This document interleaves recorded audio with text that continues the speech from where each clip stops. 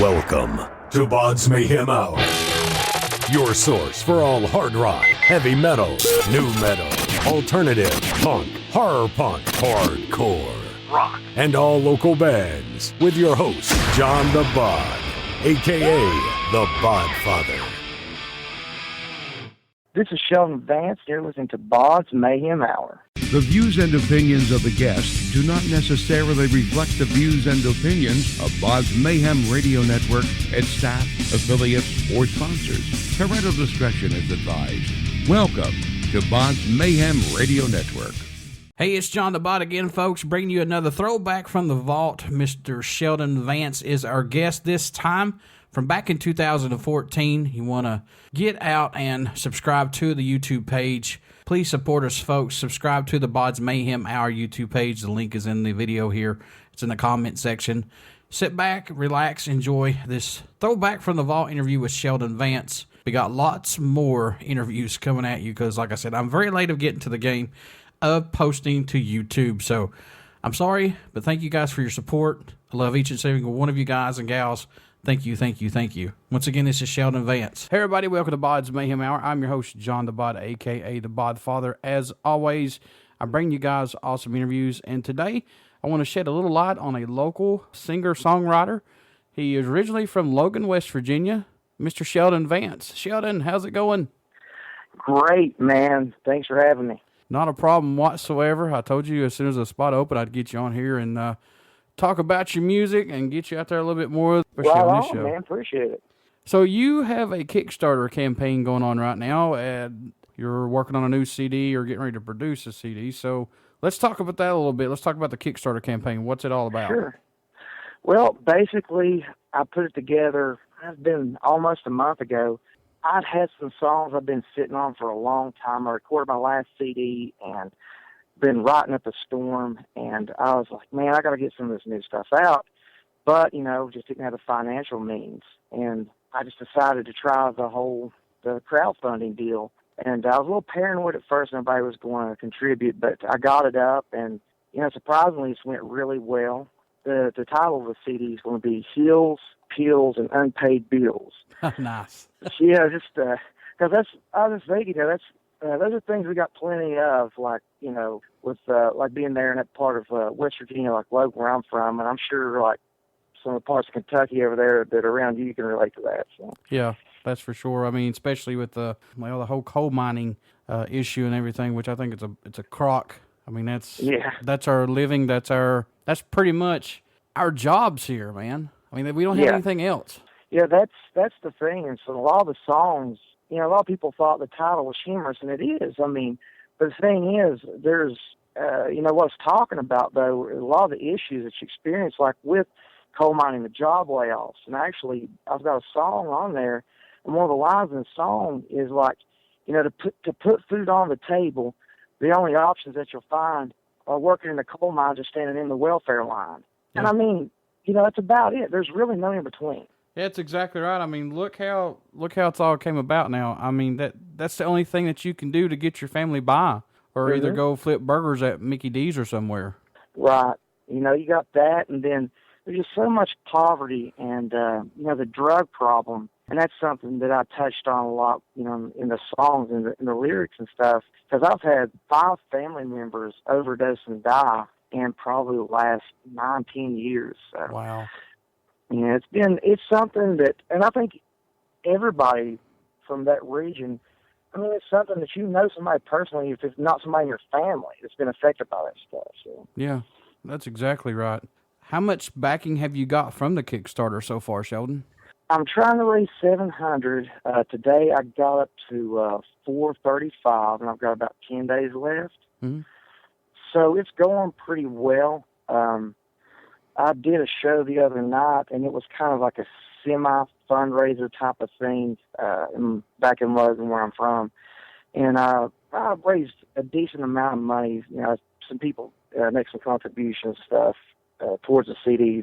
Just trying to get up the money to finance the recording and having the CD pressed. But all total, I think between the crowdfunding and some of the shows that I've played and that I've got scheduled, I should be able to more than take care of it. And like I said, I set what I thought was a pretty modest goal in comparison to what I've seen some of the other local bands going for. Some people were trying for like $3,000. I'm like, geez. Yeah. I mean, if they can do that, surely I can get 700. So. Yeah, I know what you're talking about. I've seen them be way out there, and surprisingly, most of them have met that goal and exceeded that goal. Yeah. With the new CD that you're working on, what would you say is your favorite tracks off of it so far? Let's see, for me, my favorite one, or one of my favorites, and a lot of people seem to identify with this one, they got a song called Going to the Tracks. Mm-hmm. And it's just basically about an experience I had. I just kind of reached a point where I just met my limit, and I took off one night. Nobody knew where I was for several months, just kind of disappeared. And I think we all kind of get to a point like that sometimes where we just want to leave town. But it was a real simple song, and it came out probably about 10 minutes, and I started playing it live, and a lot of people liked that one. And the song I mentioned the line from earlier, I got a song called Birthright, really addressing, like, we're talking about with poverty and drugs and everything back in that part of the state. That one is really satisfying for me because it helped me get a lot of things out that I wanted to talk about in a really direct way. It's just like I always had a hard time trying to convey things properly, I thought. But with that one, it's just like, in 2.5 minutes, I mean, I really hit the nail on the head, so I was really happy with that. I think a lot of people from back home will be able to identify, subject matter in that song, too. But I haven't really been able to play that one much live lately, but I really think that one will go over once, people start hearing that. So we were talking about this before we got the interview underway, that, you came over here not even 5 minutes from my house where I live at here and did a show. So let's talk about when you first started playing music and things like that. Did you guys have a big fan base or anything? Was it hard to get support? Or where did you see your biggest support from that surprised you? Well, to be honest, when we started up, it's like it usually is, like your friends and stuff kind of have your back, and you start working and really spending time in the garage practicing in the living room, whatever. But the more that we got out and the more we started playing, I think more than anything, people saw that we were sincere and really hungry and just genuinely wanted to be a part of the scene, part of music. And slowly we made a lot of friends, and like we're talking about coming over to Kentucky there, my buddy Kevin Bell and me went by Koala. Mm-hmm. Back then there was no Facebook. And, trying to get a hold of people or find people that were putting on shows was really hard. So you might get an email address or go to a message board, and you email this dude that you've never met or never talked to before, and he's taking a chance bringing your band over there because you could be a complete turd, Mm-hmm. I mean, but, guys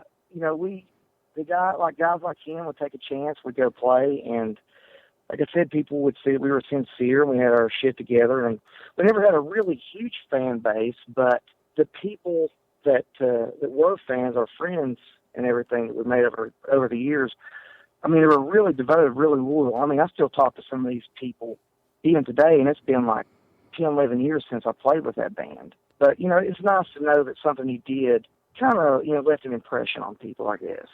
There was a band that I used to watch at the Board or Line here in Prestonsburg. This is when I was back in high school, and they were called 400 Square Feet. With a lead singer called James Sexton. Familiar. Yeah, the lead singer was named James Sexton, and that band could absolutely rock it. And I don't know what happened to them. I wish they were still around. That's kind of one of the most flattering things that I've heard from people is, folks that saw us back in the day would say, I wish you guys were still playing, or I still have the CD, or I remember the songs, people quoting lyrics and stuff. Like I told them, it's not about being, I would say fuck rock stars, because I never wanted to be like on some pedestal above people. I just wanted to do what I did so well, and people to see that I took it really serious, that it was like a mutual admiration. It's you really, you love it with all your heart and soul. And instead of being like a fan looking up at a guy on stage or something, that whole dynamic, I want it to be like, I can really tell this guy puts every fiber of his being into what he's doing. Mm-hmm. That's what I wanted people to recognize. But yeah, and musically too, I mean, there were a lot of really good bands around back in the day, and you'd be surprised. These little tiny shows out in the middle of nowhere, and you have some really amazing musicianship. You know exactly what I'm talking about. and the people that understand music, and when they feel the music, they understand what I'm talking about. But we can feel it when you guys are on stage, or it's just, just yourself up there singing. We can feel it as the crowd, and it's just an awesome thing to feel. Oh, absolutely, yeah.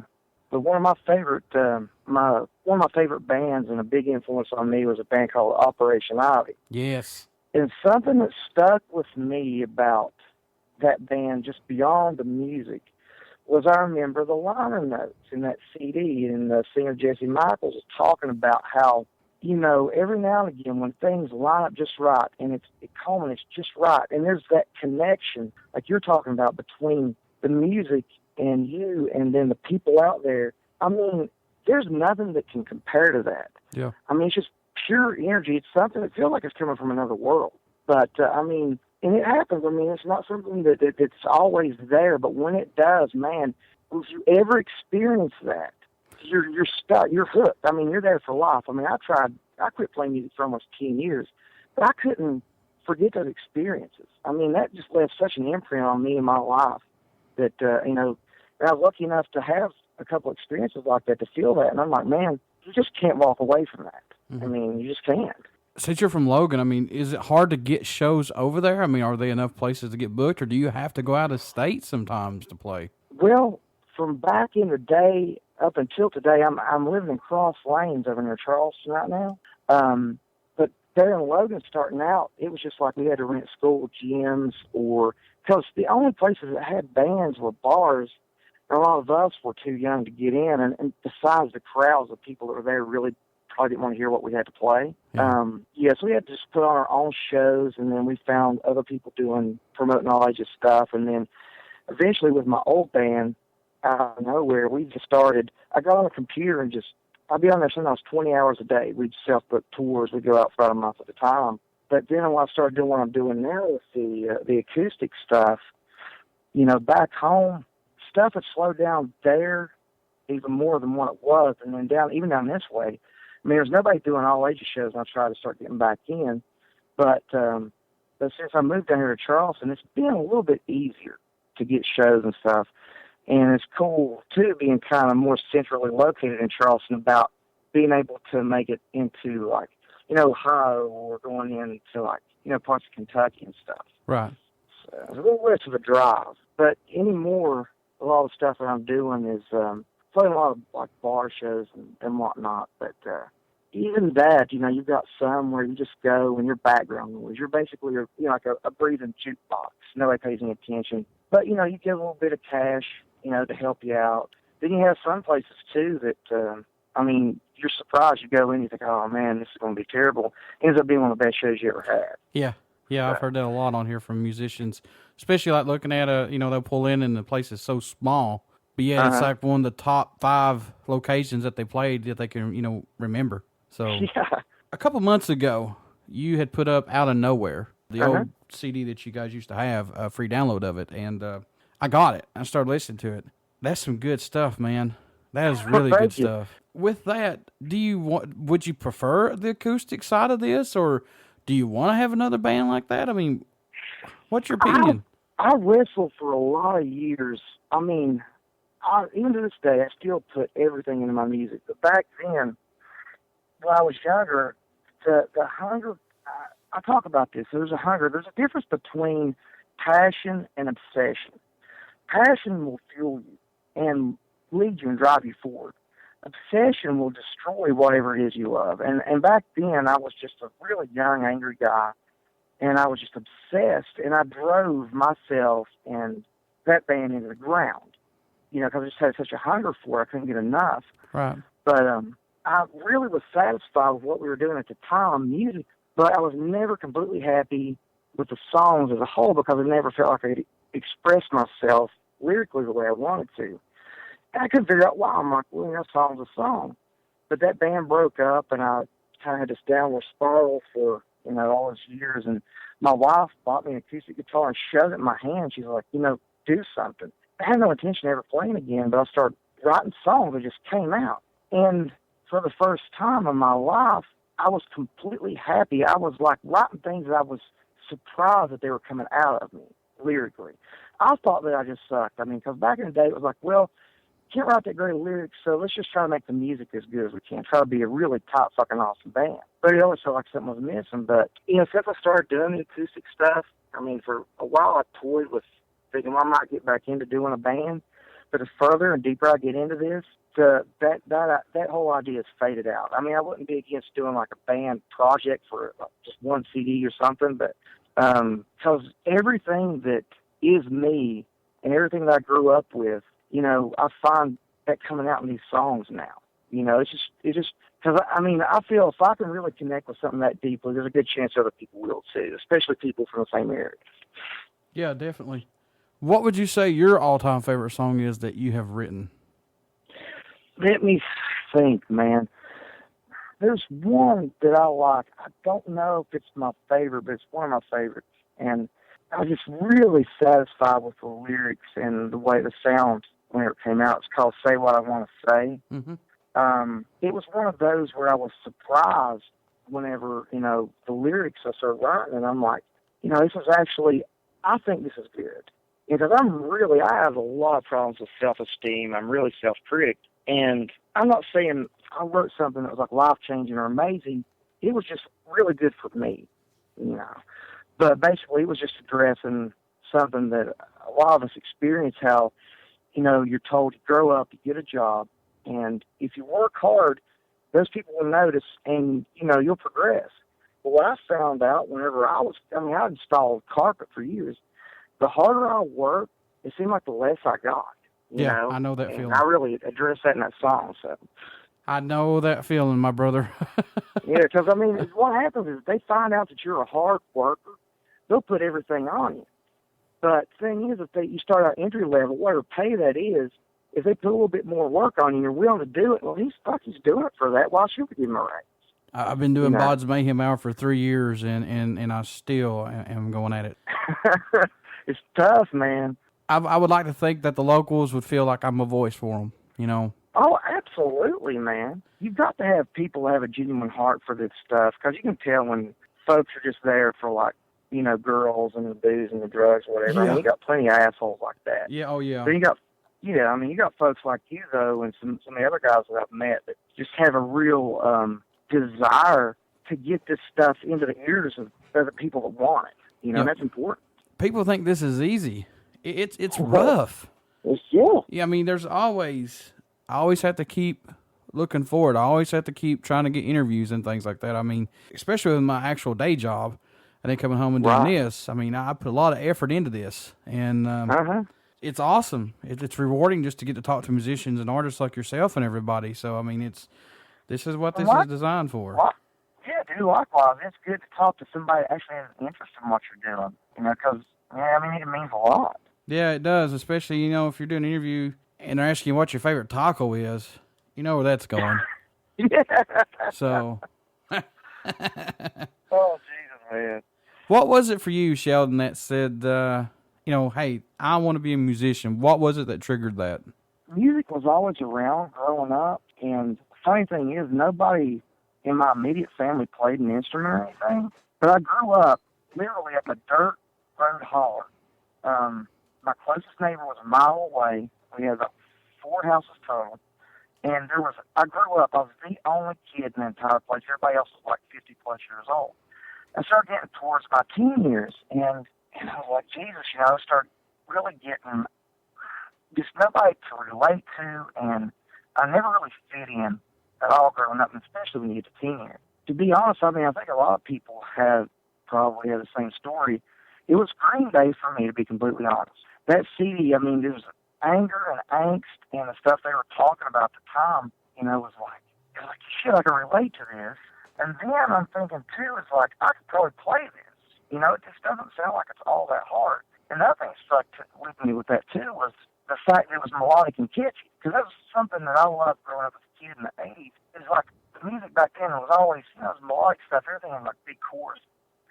But from Green Day, you know, got into bands like Operation Ivy and Rancid and Black Flag and Minor Threat and Bad Religion, and it's like, it just hit me. I mean, it's like I said, I got obsessed. I mean, if somebody told me to like freaking chop off one of my toes, they guarantee me that, you know, like, hey, yeah, you'll have some success with this. I would have done it. I mean, that's how crazy. I mean, to me, my definition of success was being able to have a good band that could go out and tour and make enough money to pay for gas and food and maybe pay rent when you get home.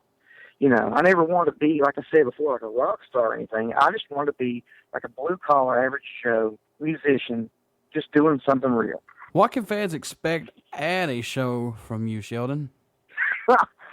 Well, what I hear from a lot of people, they're like, Jesus Christ, I never thought somebody with an acoustic guitar could be that energetic.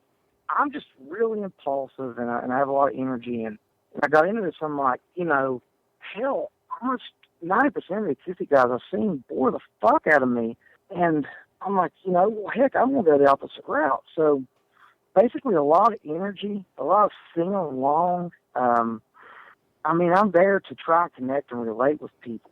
And, but yeah, just a lot of energy, a lot of singing along, a lot of sweat, probably a lot of cussing, talking about some dirty jokes, talking about golden showers.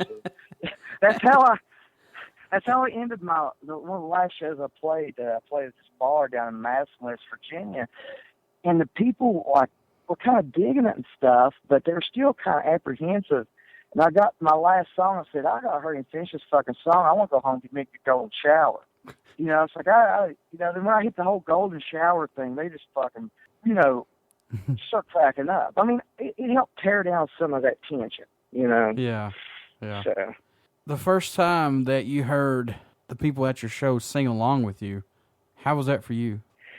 Man, it just lifted me up. Because, like I said, prior to starting into this acoustic deal, I was just in such a bad place for so long. And, you know, I said I poured my heart in these songs, and then to go and play and then have somebody sing this stuff back, I was like, you know, it's beyond somebody just relating to something. I mean, they're actually a part of it then.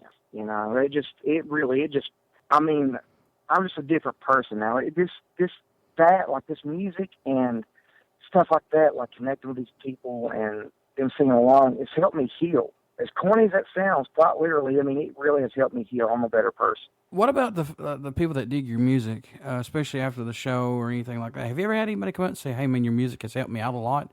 If so, how was that for you? Man, that's something that I always wanted, and not because I wanted to feed my ego. Right. Because I remember being like that teenage kid sitting there with no friends and nothing, just angry and lost and alone. And those bands, that music, I mean, it was the only thing I had to hold on to.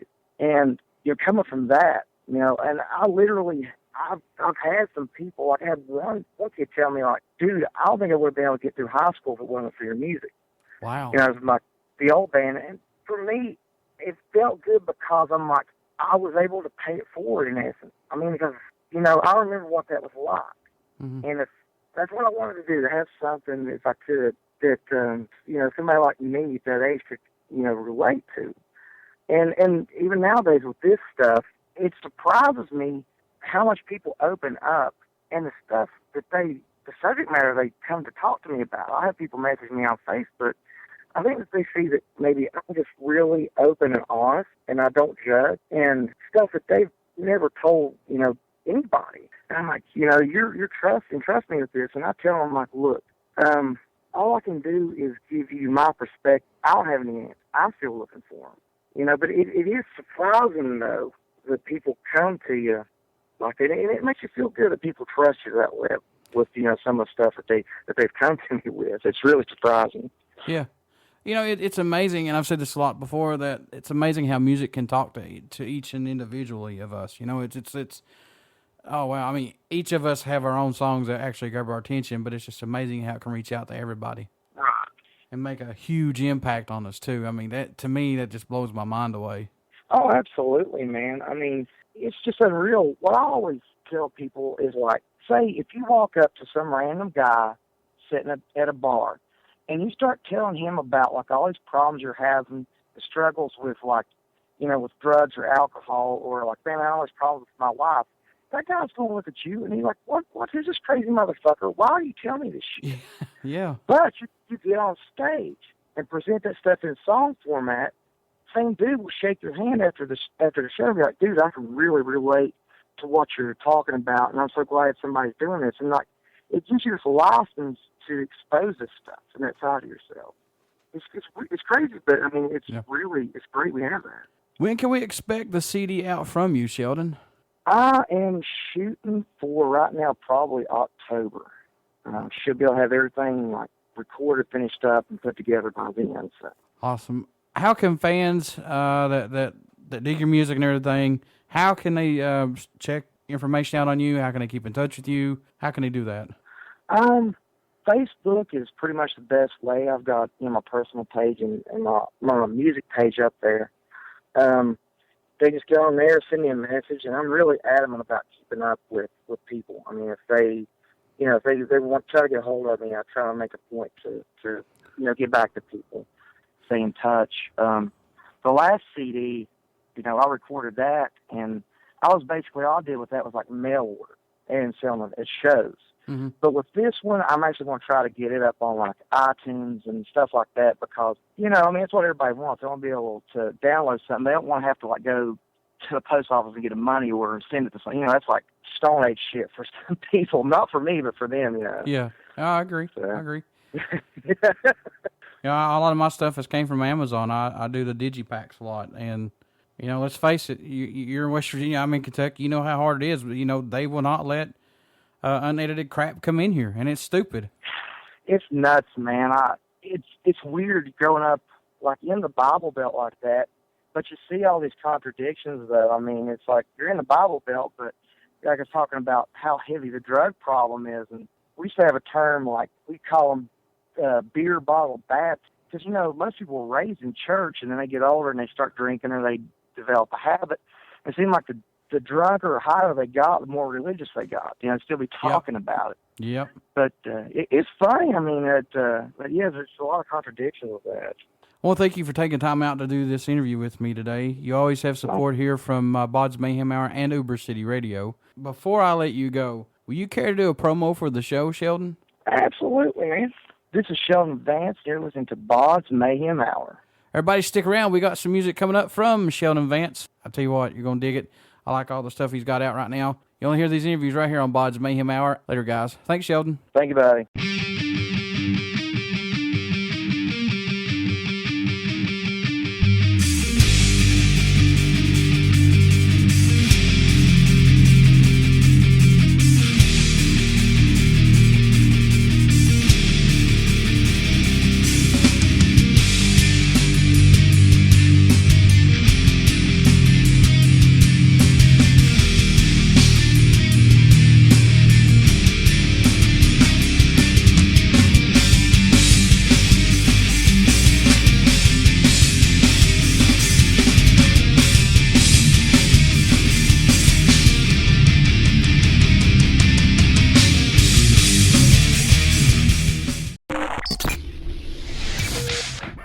You're listening to BODS Mayhem Hour. Follow us on Facebook, Twitter, and Instagram.